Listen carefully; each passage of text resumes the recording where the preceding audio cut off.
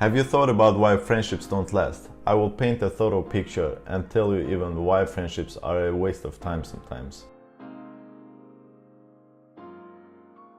To understand friendship mechanisms, we have to dive deep into the meaning of interpersonal relationships and why they are so important to us. Homo sapiens is the dominator of the hierarchical pyramid and has no match in animal kingdom when it comes to adaptation. We have evolved in a very sophisticated way, which allowed us to conquer the whole world. That accomplishment is very remarkable if you think that we seemingly don't possess any physical attributes that would benefit a creature in the wild. Yet, we have mastered many abilities and took full advantage of our potential. The biggest asset of ours, of course, the huge brain. And we haven't even fully figured it out.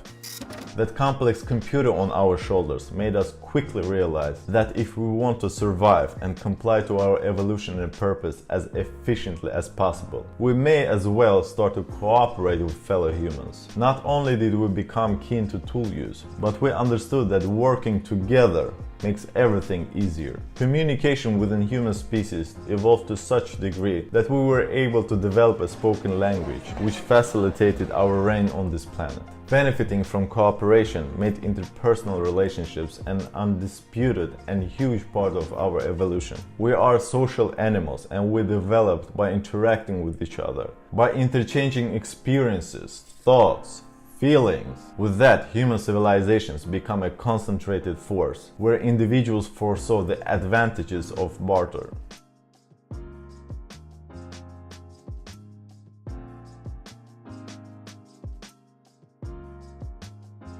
This short background is to point out that socialization of humans doesn't have solely emotional purpose. It's not about being lonely and not having someone to talk to.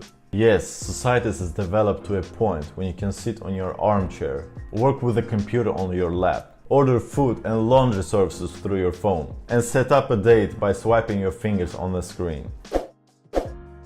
Of course you would feel like an alien, a caged animal. The days of service and product exchange on the town square are long gone, but our instincts still dictate to us to seek cooperations. So basically all relationships are for us to grow, both personally and creatively.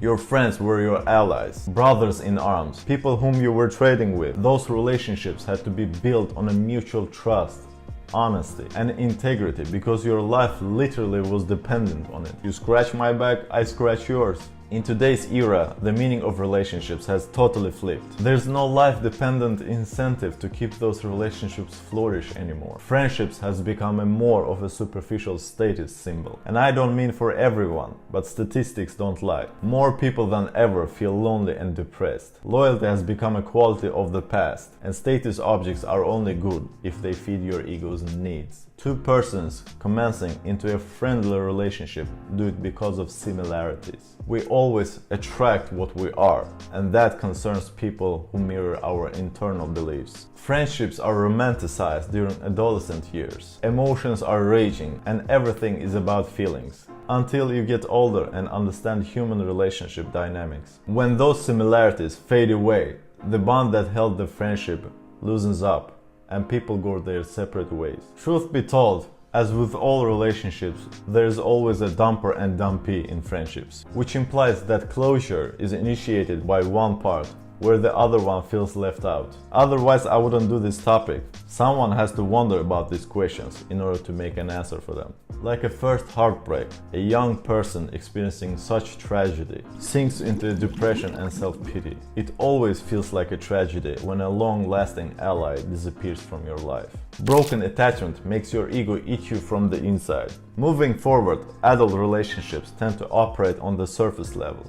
We work together, maybe we have some common hobbies. I like you.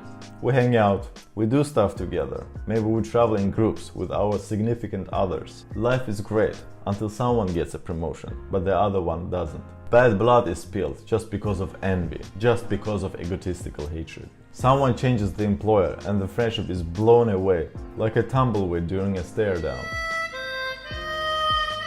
The friendship didn't last long. This process of life is more prominent for people who go their own way, so-called rebels.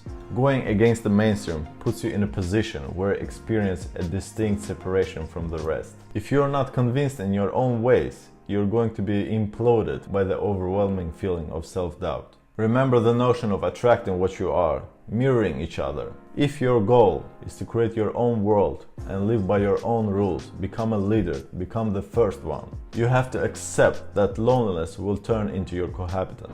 Because now you have a minority mindset. Many celebrities disappear into emotional oblivion because of those reasons. They feel alone even with all that attention. They miss and crave those real connections. Hence why I preach so much the importance of taming solitude. So why friendships are a waste of time sometimes? Because all attachment relationships are there for us in order to reimburse a sense of self, who you are, i.e. ego. Attachment relationships means that there is always a sense of neediness and clinginess imbued to it, that you are addicted to that person. That includes even your dearest family relationships, because people define their personalities by things and relationships that accommodate their lives. It can be hard to step back to make a rational and objective assessment, so they nurture friendships because they are self-reflections of thyself.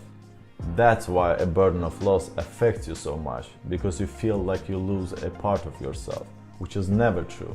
But if you want to achieve greatness, whether spiritual, mental, or material, be prepared to march on your own and ultimately meet your likes on the top of the mountain.